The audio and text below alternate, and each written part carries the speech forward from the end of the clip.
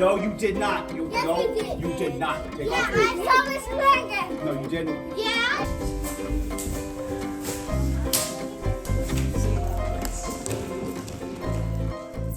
To use the arts to bring the variety of human beings together in the kind of camaraderie that only can occur when you're working together on that kind of expressive project. We were not running a theater program to teach kids how to be artists in the traditional world. We were running a community center where young people could come and discover themselves. Giving the youth a place to just chill out, to explore. It means somebody lets you bang on the pots and pans with the wooden spoons, or lets you draw on the paper bags with crayons.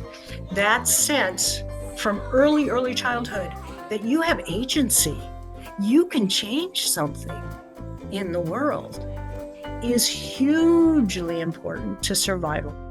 And the Playhouse seemed to know that. I think Oddfellows understands what inclusion means.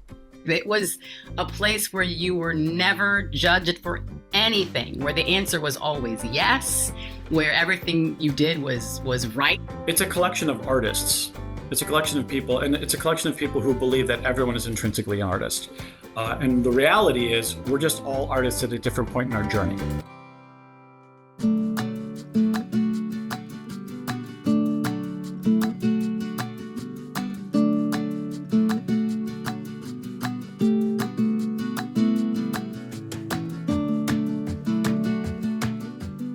Nat and I were sort of on our separate paths, and I was working in a tutorial program with the Maplewood Terrace in Middletown, and that's where the Go Van Go bus behind me.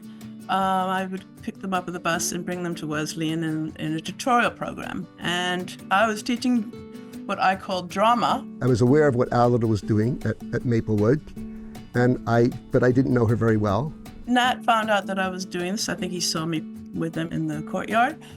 And then he came and asked me, he said, how would I like to start a summer program for kids, youth theater? And I said, sure, why not? And she said yes, which is the best acceptance of any proposal. Well, I had a couple after that, but this is really good. In retrospect, it might be the best. Nat he's the visionary. I was just tagging along and enjoying every minute of it. And his vision was so spectacular. And he just, gathered all these people and all this talent, and he was a magnet of talent that brought all these fantastic people to Oddfellows. The summer of 1975, I was teaching a dance class at the 92 Theater, and there were some other Wesleyan students there, Nat Needle and Alida J., putting on a production of Middletown Fantasia. And this was before Oddfellows had its name. It was a summer theater program. We were sharing the space and sharing some of our students, and I got to know them. And when they decided to keep the theater going during the school year, they invited me to join. I was a Wesleyan student at the same time Dick Wheeler was, Alida J. was, Nat Needle was, and I knew all of them. So I was aware of them and this wonderfully cockamamie kind of plan they had to found a theater that would, they hoped, do good theater with young people, but also bring what they were saying at the time was professors' kids together with kids from other parts of the community. And Nat had these fantastic relations with a lot of the Wesleyan professors' children. So he had a whole different network. We weren't leaving anybody out, and so we were creating a bridge. We knew that this would sort of be a Wesleyan-infused student effort, but right from the start, we were not going to be enclosed by that. So we had to cross a lot of cultural boundaries there. What's wonderful about Alida and Nat is I feel I learned from them, but I also feel we learned together. they treat everyone with respect, and it's part of the philosophy, I think, that formed what Oddfellows is that everyone comes in with something to offer, not just something to learn. A janitor at the Oddfellows Hall, I don't know how I got in touch with him, but he told me that they were only using the hall on one Tuesday every month, and that this big hall up on the second floor on Main Street was not being used. So he got us permission to use that wonderful space. It was 5 years, I think 75 to 80, that we were in the Oddfellows Hall, but the name stuck, by the time we left, the name had stuck. The first thing, we do these different structures. I first got involved at Oddfellows when I was an undergraduate at Wesleyan. This was, I think, in the fall of 1978. I was a teaching assistant volunteer for Tino Menendez's skits class. And then that next semester for me, so the spring of 79, Oddfellows actually produced a play that I wrote called Willy Ball. And by then I was pretty much hooked. My children began to get involved, were of the right age to get involved in the late 70s, when it was at the Oddfellows building on Main Street. And they were in a number of productions for a year, and I really liked it, and I liked everything about it. It seemed to me the best program for young people that there was happening at the time. I knew Betsy Morgan from the time I was a freshman in college because her husband, David Morgan, who was a history professor, hired me as his research assistant. I was a work-study student at the university. Well, I was touring with my own company, Jabberwocky, and I heard about Oddfellows, and so I came by, and it was magical. They were doing such really interesting work with young people, and it was filled with different artists who were doing commedia dell'arte or music or directing plays with young people, and it was just a very exciting place, and I thought, like, wow, I want to work here. I continued to work for the Playhouse, again, mostly designing, and once my kids were in daycare part-time, I would come into the office to just help keep things going. And at that point, the office was in the basement of the church on Main Street. I believe Betsy was in the quest for a space for Oddfellows. This is many years ago. And one of the places she investigated was the Barnes complex at Wesleyan Hills. And we lived at Wesleyan Hills. I was on the board at Wesleyan Hills at that point. And we met at that point, and she started to ask me to come down and work with her at the basement of Holy Trinity. And she asked me 3 or 4 times, and I kept putting her off, and eventually she wore me down. Melissa Schulke, thinking back, when we got the CETA grant, we were able to hire Melissa, who was not an artist, and she was running the office. And when I think now, she's one of my favorite people in the world, and when I think now, what her perspective must be, that she was surrounded with all these artists, hippie, idealist people, and she was so grounding.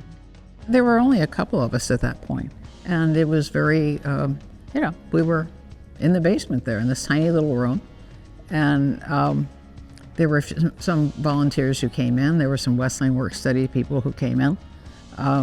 And the classes were held either there or all over the countryside. It's a great place. You meet new friends, you go lots of places. I've done about 30 productions since I was 5. I had the wonderful experience of being a part of Oddfellows from 5 years old to 17. So I started in the late 70s into about 91-ish.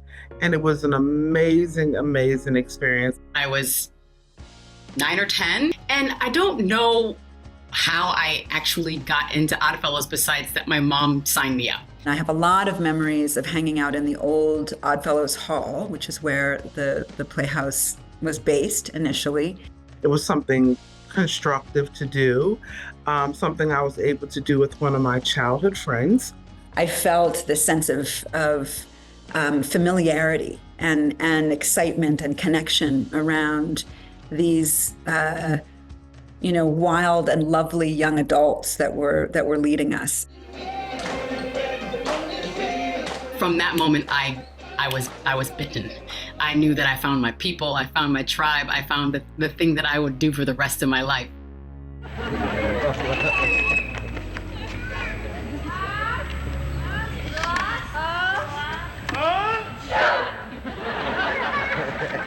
First really big production was Middletown Fantasia, and I think everybody knows that. That was a brilliant piece of work. It was really a wonderful way to connect the Middletown community and the Wesleyan community. Middletown Fantasia was kind of an opera, you could say, in 2 acts, which was a fantasy about Middletown. My role in that was to write the script and the songs. I did direct it, right? But then we had all these kids, and we brought kids from, the campus who were faculty brats and kids who were not together. And we had it in the front of the Bacon Brothers, next to the Russell Library.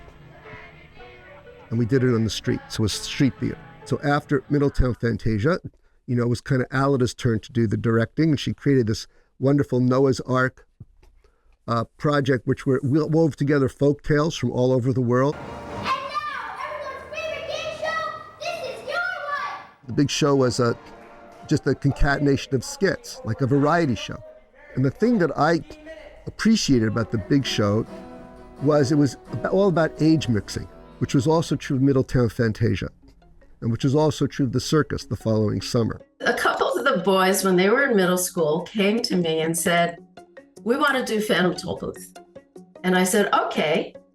So I read the book, I adapted it into a musical, and we staged it. It's a wonderful story that shares the philosophy of Oddfellows about curiosity and imagination and adventure. A very memorable production for me would have been Alice in Wonderland. And I think we did it in maybe 1980 or 81. It was at the 92 Theater. It had it had 90 kids, maybe it had 100 kids in it. It was a huge production. Maybe it wasn't quite that big, but it was huge. It was big. I wrote a musical called Leap Up, which was produced in 1982, which was kind of a breakthrough moment for me. We did Dante's Ovine comedy, which was the first major show I did with a rep company. Then we did Rainbow Warrior. I like that.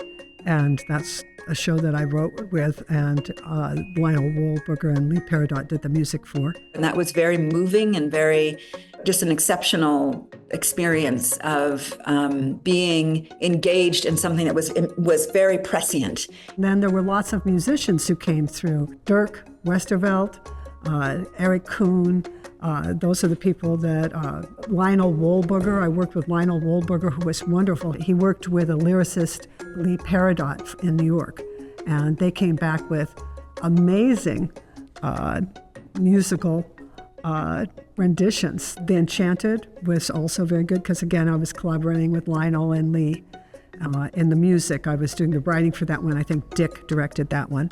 We did The Birds, which was a classic Greek play, and I made big kind of headdresses of birds for people. So I love the costume of that show. The Red Noses kind of is set in 1348 in the Black Plague in France, and is about a clown troupe that resists the authority that is trying to control people in this kind of feudal system, and had 45 or 50 kids in the cast. I would say the most ambitious probably show that we've done over the years is Peter Brook's Mahabharata, which I co-directed with Marcella.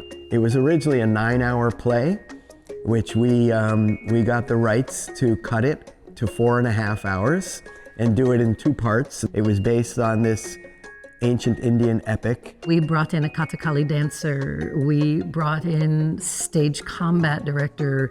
We brought in someone who could help, start training the kids to learn how to pronounce these sort of, remote Indian names, because the Mahabharata is an Indian epic.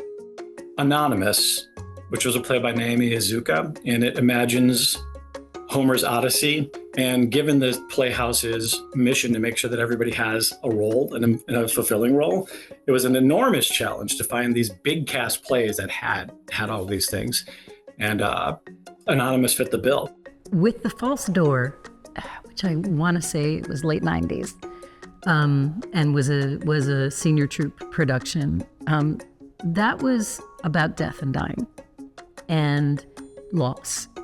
And that came about during that ensemble building fall because there had been loss in the community of young people, of teenagers that I was working with. The last big production I did before I left was the Oresteia. And it was big, hairy, audacious. One group of kids broke off and said, we'd rather do the music. So they worked with Joseph Getter and composed music for the play. I did the production of She Kills Monsters with a terrific cast of young people with a bananas design that could have only happened there, and which included a dragon head dropping from the ceiling with a heated component so that you would feel the heat as it went across the audience's face. It always was something that was imaginative and current, that would be of current interest to young people. I know Dick and I both spent hours looking for material that would be suitable. We tended not to go for the more conventional pieces that are done with young actors for lots of really good reasons. Shows like the Mahabharata, Red Noses, many more shows, but they were just transformative experiences for the kids who were in that cast. They grew so close. They were taking on material that really asked for them to dig deep. Let's put challenging material in front of kids and make them grapple with it. Most youth theater doesn't really, probe to the heart and say, why am I alive? Why am I doing what I'm doing? What do I want to be? How do I deal with oppression? Who am I? And that has always been really important for me at Oddfellows, that we're offering young people a deeper, more profound experience than they might get elsewhere.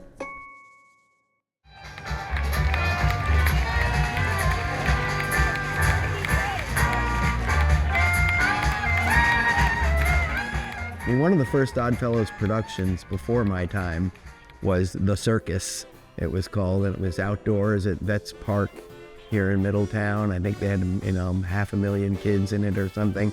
That's not true, but maybe 60. The Circus was, in '76. We got the jump on Mel Brooks by 15 years by having a circus of the history of the world. For me, doing circus stuff was part of my Oddfellows experience almost from the beginning. For Dick, he was interested not in traditional theater, but in alternative forms of theater, and in particular, circus arts. I think when I was 19 or 20 years old, I became part of the Egg Drop Troupe.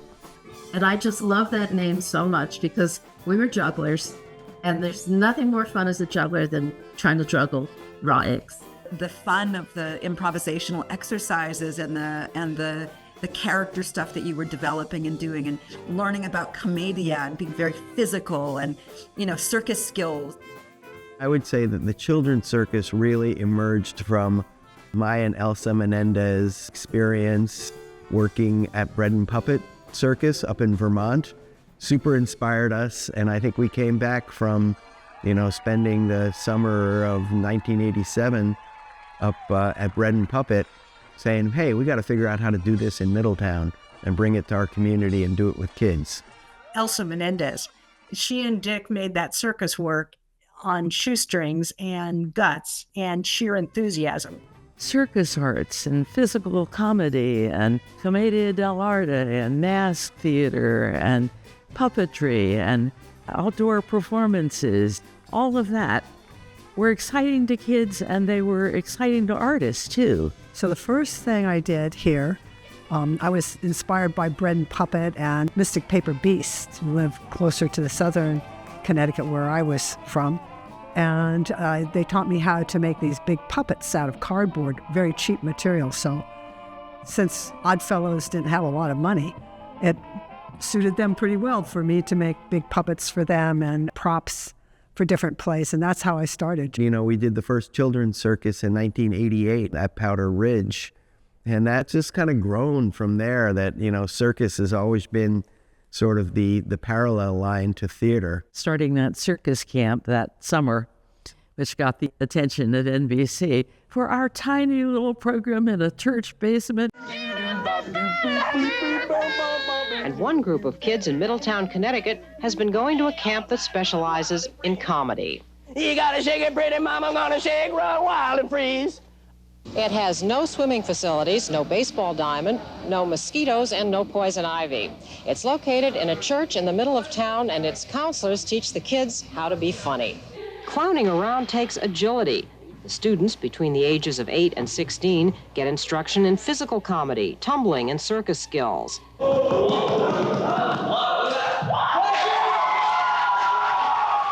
For most of the kids, it's no sacrifice to spend part of their summer vacation here, and it costs only $120 for 3 weeks.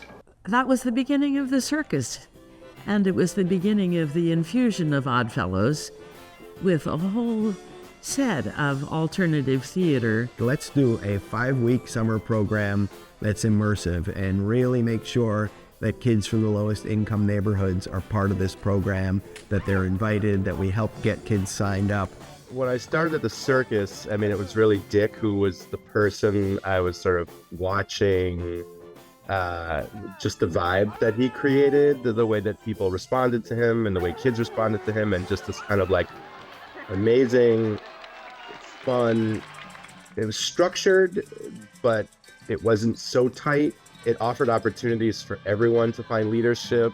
It offered everyone opportunities to grow as an artist. People took notice and they came to the shows and they began to come to the circus, right? They could see that we'd improved the town. Yeah, I've been directing since 2012 and expanding the program as best as I could. Dick and all the other people who started it really laid the framework of something really great, and I was able to help it go to full day. We've expanded a little bit of our programming to younger kids. We do a lot of the same things we've always done, a lot of new things as well.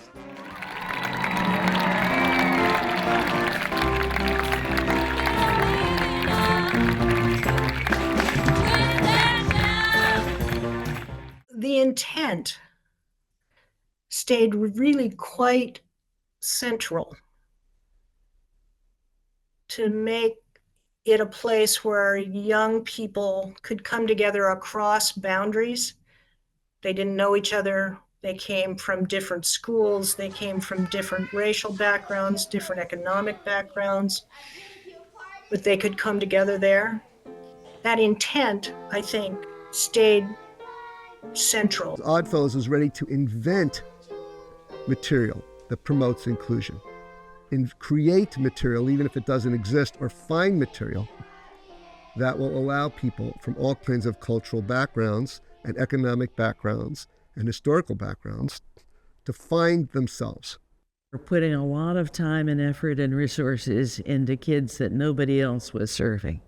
People recognize that it does good work with kids. I mean, things that are really visible, like the children's circus. When Dick would put on that red nose and start teaching us a juggling class, or we were playing Murder on the Ship, or, you know, all those different fun things. It was just fun. It was exciting. It was, you know, and these are children. The diversity of this group are people I'm still friends with to this day. I am rough. I am tough. I am the lady don't take no steps. I met my closest friends there, and every person, everyone was welcome. We were thinking about putting things in place that would last. We were thinking of building carefully. We were thinking of putting in principles that we wanted to endure. I mean, we were having fun, but we were working very hard all the time. There's certain times in life where there's just a coalition or a group of people where, I don't know if you've had this in your life, where it's just a very special time. And there's just a rhythm to it, and a collaboration in it that's just clicking. And that's what happens at Oddfellows sometimes. And when I was there, it was all the time. So it was great. The vibe of the Playhouse when I was there, I would say, would be productive and creative chaos. It's amazing. It's lasted. I mean, we almost fell off the cliff many times, but we kept going. It was like a roller coaster, and nobody could stop it. So I think that's maybe what I'm most proud of. The love the community had for it, and people kept showing up for it. People kept turning up and being able to offer something or help out in some way or be the spirit that made it worthwhile to come back. And it's amazing to me that it kept going and survived, given that so much of it was because of idealism and passion rather than experience. The organization has created a space for creative, intellectual, physical, embodied expression. And it has changed lives. I'm proud of the fact that there are hundreds and hundreds of kids who are more the people that they had the potential to be than they would have been without the Playhouse. I'm proud that there's an organization that celebrates children's imaginations and that listens to them and helps them to create. So I think that's the thing I'm proud of, is that Oddfellows has created this butterfly effect, this ripple effect of creativity and kind of generosity and love and passion about collaboration and community and connection and making art, making theater, making performance and storytelling, all of these aspects that are critical right now.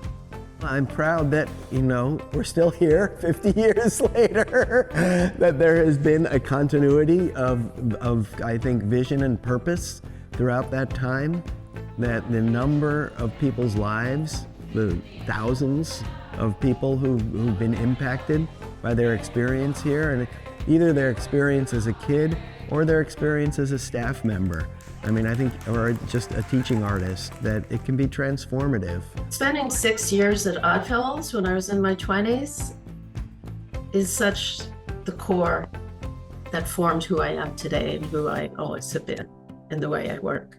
The creativity, the collaboration, the commitment to community, the questioning of authority, the respect for individuals. Oddfellows kind of set me off into, working more with youth and just seeing how youth grow from being a part of the arts, having that home, being able to express themselves. I feel very lucky that I was able to work at the Playhouse, explore my own abilities to foster that kind of growth in young people. Educators and people like Betsy and Dick and Mimi and Elsa, they don't know, or maybe they do, but I want to let them know how far this can go in a person's life. There was something else that was really special to me, and it is closely related to my love of children, and that was my love of artists. I hadn't known that about myself too. But let me tell you, if I had to choose academics or artists, I would take artists any day. The thrill of being an artist at Oddfellows is enormous.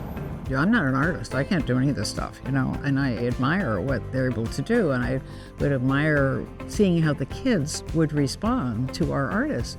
And it was a real privilege to be able to make that possible.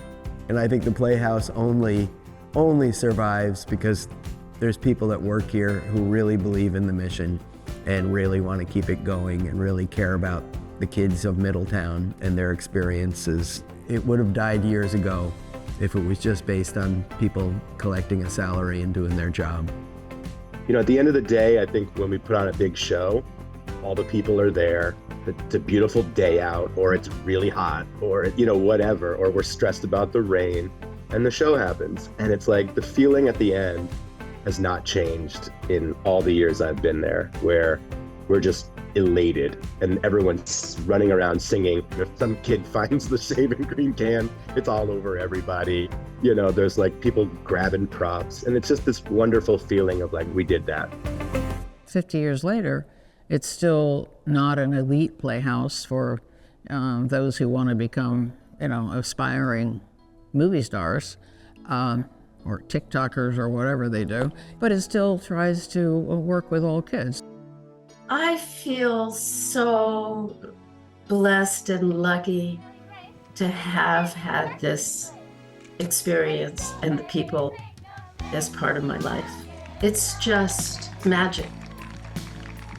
I feel like I'm so blessed that I get to give back to this place. Middletown is part of that. Oddfellows is part of that.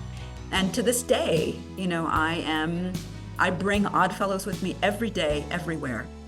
And I feel connected to every person who's still a part of it. And I'm living in Cleveland again, but I still consider myself an Oddfellow, and I'm there. My heart is there. Cherish the Playhouse. Cherish what it's done for you, what it's done for your kids, and cherish that it's brought forth, better human beings. I'm going to do everything I can to make sure Oddfellows goes on and on and on and on. In a way, you could say that even though Alan and I founded the organization initially, it's an organization that has had to be founded over and over and over. And in that process, the amazing thing is how much it's kept to, original principles.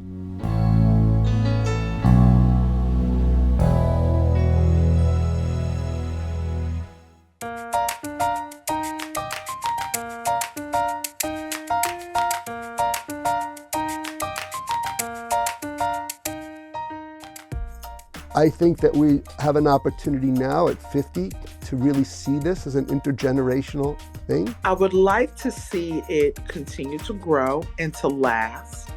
I would just want Oddfellows to stay the way it is. But when I say stay the way it is, I mean, always hold those core values close.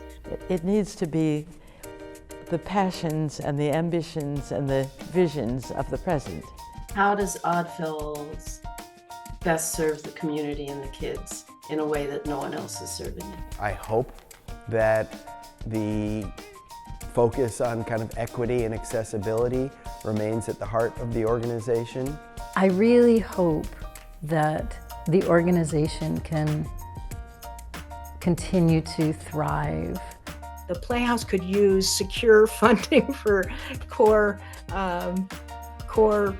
functions going forward. The important thing is to continue centering on telling important stories through and with kids. Continue doing what it's doing, even on a larger scale. The imagination and the joy and the fun and the silliness and the clowning around and all of it. I think that that's what the Playhouse should always be. My hope for Oddfellows is that the young people there right now get to have a voice in its continuing development, as we did when we were starting way back, 50 years ago.